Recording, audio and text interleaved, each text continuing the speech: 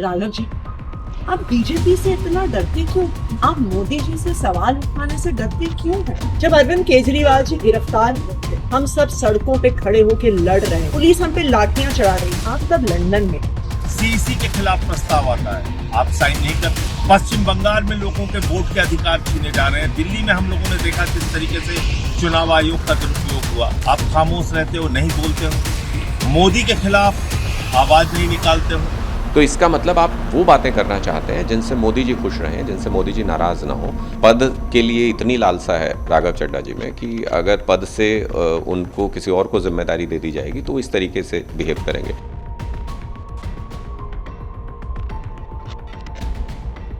आज मैं राज्यसभा सांसद राघव चड्ढा जी से कुछ सवाल पूछना चाहती हूँ। राघव जी, आप बीजेपी से इतना डरते क्यों?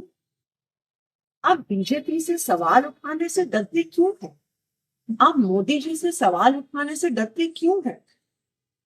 आज हमारा देश एक बहुत बड़े संकट से गुजर रहा है। आज हमारे देश के लोकतंत्र पर, आज हमारे देश के संविधान पर खतरा। आज हमारी आंखों के सामने इलेक्शन कमीशन का मिसयूज करके पश्चिम बंगाल का इलेक्शन चुराया जा रहा है, लेकिन आप उस पर सवाल नहीं उठा रहे, आप उस पर बोलने से डर रहे हैं। हम सबने देखा किस तरह से दिल्ली में गलत तरीके से वोट काटे गए, बीजेपी के कार्यकर्ताओं ने गलत तरीके से वोट बनाए और बीजेपी इलेक्शन चुरा के ले गए। और आज वेस्ट बंगाल में यही हो रहा है। आज इलेक्शन कमीशन का मिसयूज हो रहा है। लेकिन जब तृणमूल कांग्रेस और पूरी ऑपोजिशन इलेक्शन कमीशन के खिलाफ इंपीचमेंट मोशन लेकर आती है तो आप उस पर साइन करने से मना कर देते हैं। आपने क्या एक बार भी संसद में पश्चिम बंगाल में हो रहे लोकतंत्र पर हमले पर सवाल उठाए, वोटर डिलीशन पर सवाल उठाए, गलत तरीके से बनते हुए वोट पर सवाल उठाए? क्यों नहीं उठाए? क्या बीजेपी से डर रहे हैं? क्या मोदी जी से डर रहे हैं? आज देश के सामने, देश के आम आदमी के सामने सबसे बड़ा संकट एलपीजी गैस सिलेंडर का है। आप तो बड़े आदमी हैं, राज्यसभा के सांसद हैं, हो सकता है आपको दिक्कत ना आती, लेकिन एक आम परिवार, एक छोटे से मकान में रहने वाला, एक कच्ची कॉलोनी में रहने वाला एक गैस सिलेंडर के कनेक्शन के परिवार को आज अपने बच्चों के लिए खाना बनाने में दिक्कत हुई। पिता सोच रहे हैं मैं काम पर जाऊं, दिहाड़ी लेकर आऊं, या लंबी लंबी लाइनों में खड़ा होकर गैस का सिलेंडर लेके आऊं कि कल मेरे बच्चों के लिए लंच बन सके। जब आम आदमी पार्टी ने पंजाब में, दिल्ली विधानसभा में सिलेंडर का सवाल उठाया, जब आम आदमी पार्टी के सांसदों ने एलपीजी सिलेंडर का मुद्दा उठाया और आपको जब एलपीजी के मुद्दे पर बोलने के लिए कहा गया तो आप चुप रह गए। आप मोदी जी से डर गए क्या? आज इस देश में हर इंसान को यह तय करना होगा कि क्या वो मोदी जी के साथ है या वो संविधान के साथ है, लोकतंत्र के साथ। मुझे याद आ रहा है जब अरविंद केजरीवाल जी गिरफ्तार हुए थे, हम सब सड़कों पे खड़े होकर लड़ रहे थे, पुलिस हम पे लाठियां चढ़ा रही थी, हमें घसीट घसीट कर पकड़ कर लेके जा रही थी। दिल्ली के अलग अलग थानों में, कहीं नरेला में, कहीं बवाना में हम डिटेन हुए। हम रोज सड़कों पे लड़ रहे थे। आप तब लंदन में, आपने हमें बताया कि मेरी आंख का ऑपरेशन हो रहा है इसलिए मैं लंदन में। हमसे मीडिया ने बहुत सवाल पूछे, बार बार हमने मीडिया को कहा कि नहीं नहीं, राघव चड्ढा जी डरे नहीं हैं, उनकी आंख में प्रॉब्लम है, वो अपना ऑपरेशन करवाने। लेकिन आज राघव जी, मेरे मन में भी ये सवाल आ रहा कि जब अरविंद केजरीवाल जी गिरफ्तार हुए तब भी आप बीजेपी से डर गए, तब भी आप मोदी जी से डर गए, क्या आप डर के लंदन भाग गए? देखिए, हो सकता है कि आप मोदी जी से डरते, हो सकता है आप जेल जाने से डरते, लेकिन हम अरविंद केजरीवाल के सिपाही हैं। हम ना बीजेपी से डरते हैं, ना मोदी जी से डरते हैं, ना उनकी एजेंसी से डरते हैं, ना जेल जाने से डरते हैं। इसलिए हम इस देश के आम आदमी की आवाज उठाते आए हैं, इस देश के आम आदमी की आवाज उठाते रहेंगे, इस लोकतंत्र के लिए आवाज उठाते आए हैं, लोकतंत्र के लिए आवाज उठाते रहेंगे। राघव जी, मोदी जी से डरने से, बीजेपी से डरने से संविधान नहीं बचेगा, लोकतंत्र नहीं बचेगा। आज आपको ये तय करना है कि क्या आप संविधान के साथ हैं या मोदी जी के साथ। जैन साथियों, राघव का एक वीडियो आया है, मैं उसके संबंध में ये कहना चाहता हूं कि हम लोग अरविंद केजरीवाल के सच्चे सिपाही हैं और अरविंद केजरीवाल से एक ही बात सीखी है, निडरता, हिम्मत, साहस के साथ लड़ना और संघर्ष करना। लेकिन बड़े अफसोस के साथ ये कहना पड़ रहा है कि देश के तमाम मुद्दों पर जब सीईसी के खिलाफ प्रस्ताव आता है, आप साइन नहीं करते। पश्चिम बंगाल में लोगों के वोट के अधिकार छीने जा रहे हैं। दिल्ली में हम लोगों ने देखा किस तरीके से चुनाव आयोग का दुरुपयोग हुआ। पंजाब का मुद्दा होता है, उस वक्त आप खामोश रहते हो, नहीं बोलते हो। मोदी के खिलाफ आवाज नहीं निकालते हो। तमाम वो मुद्दे जो जनहित के हैं, देश से जुड़े हुए हैं, पार्टी से जुड़े हुए हैं, पार्टी के कार्यकर्ताओं से जुड़े हुए हैं।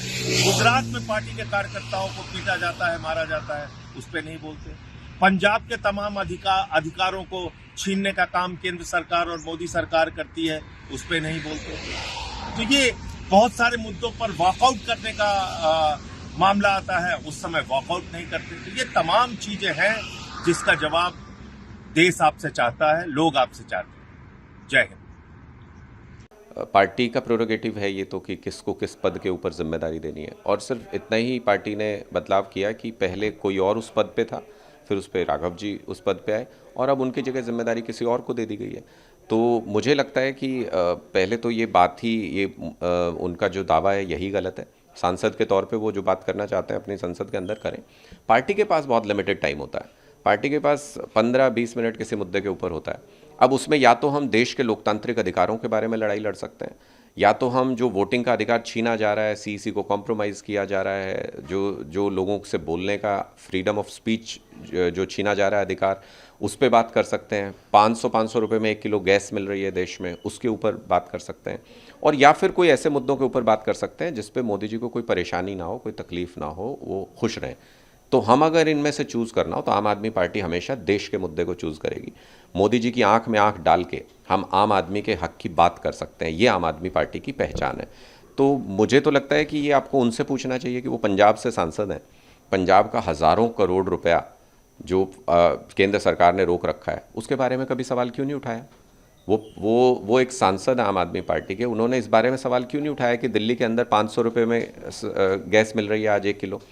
ये बात सही है कि आप 25 रुपये सस्ता समोसा करने के लिए आप बात कीजिए, लेकिन वहीं पे एयर टिकट 1000 रुपये बढ़ गई तब तो आपने नहीं बोला कुछ भी उसके बारे में। तो इसका मतलब आप वो बातें करना चाहते हैं जिनसे मोदी जी खुश रहें, जिनसे मोदी जी नाराज़ ना हो। और इस तरीके की राजनीति की हम तो कल्पना नहीं करते, क्योंकि आम आदमी पार्टी का तो सिंपल सिद्धांत है, जो डर गया वो मर गया। हम बिना डरे सरकार की आंख में आंख डाल के राजनीति करने वाले लोग हैं। हम शहीद भगत सिंह जी को मानने वाले लोग हैं। ये उनको बताना चाहिए कि पिछले कुछ सालों से ऐसा क्या हो गया, क्यों डर गए हैं, क्यों मोदी जी के खिलाफ बोलने से घबराते हैं वो, ये उनको बताना चाहिए। देखिए, मुझे ये बात समझ नहीं आई कि मुझे अंदाज़ा भी नहीं था कि पद के लिए इतनी लालसा है राघव चड्ढा जी में कि अगर पद से उनको किसी और को जिम्मेदारी दे दी जाएगी तो इस तरीके से बिहेव करेंगे। मेरा तो सीधा सा सवाल ये है कि सदन से पार्टी अगर सरकार की तानाशाही के खिलाफ वॉकआउट करती है तो राघव जी सदन से बाहर नहीं जाते, क्योंकि मोदी जी नाराज़ हो जाएंगे, सामने देख रहे होंगे बैठ के। तो मोदी जी को खुश करने की इतनी चिंता क्यों है उनको? पिछले 1-1.5 साल में ऐसा क्या हो गया कि वो मोदी जी के खिलाफ बोलने से घबरा रहे हैं? तो ऐसे में वो देश हित के मुद्दों पे जो सरकार के खिलाफ भी हों, उनके ऊपर बात कैसे करेंगे?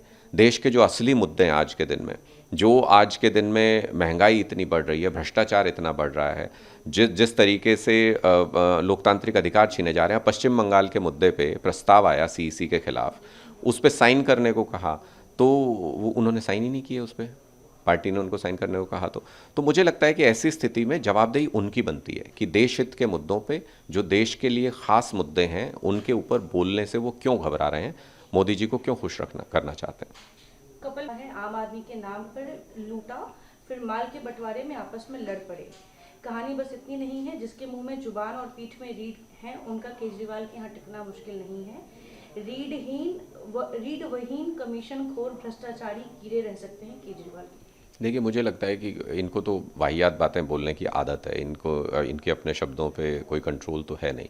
और हमें क्यों जवाब देना है? मतलब कोई भौंकता है तो भौंकता रहे, हमें क्यों हर किसी व्यक्ति का जवाब देना है? मैं तो स्पष्ट तौर पे इतना कहना चाहता हूँ, कल से हम ये ज़रूर नोटिस कर रहे हैं कि पता नहीं क्या बीजेपी की सारी लीडरशिप, बीजेपी का सारा इकोसिस्टम, उनका पूरा सोशल मीडिया, मुझे नहीं पता कि क्यों इतना राघव चड्ढा जी को प्रोपेगेट कर रहा है और आम आदमी पार्टी के खिलाफ काम कर रहा है, उनका समर्थन कर रहा है। तो मुझे ये कारण समझ में नहीं आता। ये तो वो राघव जी को स्पष्ट करना चाहिए कि भाई ये बीजेपी का इकोसिस्टम उनके साथ क्या काम कर रहा है, क्यों काम कर रहा है, इसका जवाब उनको देना चाहिए। हमारा तो स्पष्ट मत है, देखो हमने तो पार्टी का जो प्रोरोगेटिव है सिर्फ उसका इस्तेमाल किया है कि आज आपके पास जिम्मेदारी थी, कल दूसरे व्यक्ति को दे दी गई, परसों तीसरे व्यक्ति को दे दी गई।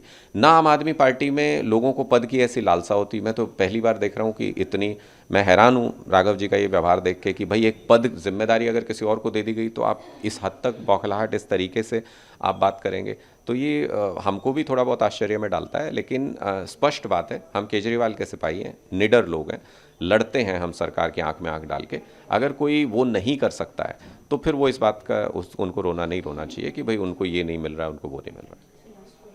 बच्चे हटाया गया है, उसके बाद तरह से वीडियो सामने आया है, क्या इस वीडियो के बाद कहीं ना कहीं बगावत के बाद क्या पार्टी उनके खिलाफ कुछ और एक्शन लेने की योजना बना रही है? नहीं, देखिए मुझे लगता है कि ये सारे सवाल जो आप मुझसे पूछ रहे हैं ये राघव चड्ढा जी से पूछने चाहिए। हमने सिर्फ पार्टी प्रोरोगेटिव का इस्तेमाल करके एक व्यक्ति की जिम्मेदारी को दूसरे व्यक्ति को दिया है। उसके बाद इस तरीके की बौखलाहट में इस तरह की बातें करना, ये क्या, किस चीज़ से प्रेरित हैं, क्यों वो ऐसा कर रहे हैं, क्यों वो मोदी जी के खिलाफ बोलने से डर रहे हैं, क्यों वो देश हित के मुद्दों पे बात नहीं करना चाहते हैं, लोकतंत्र बचाने के लिए आवाज़ नहीं उठाना चाहते हैं, पार्टी लाइन फॉलो नहीं करना चाहते हैं, ये सारे सवाल राघव जी के लिए हैं, आपको उनसे पूछना चाहिए।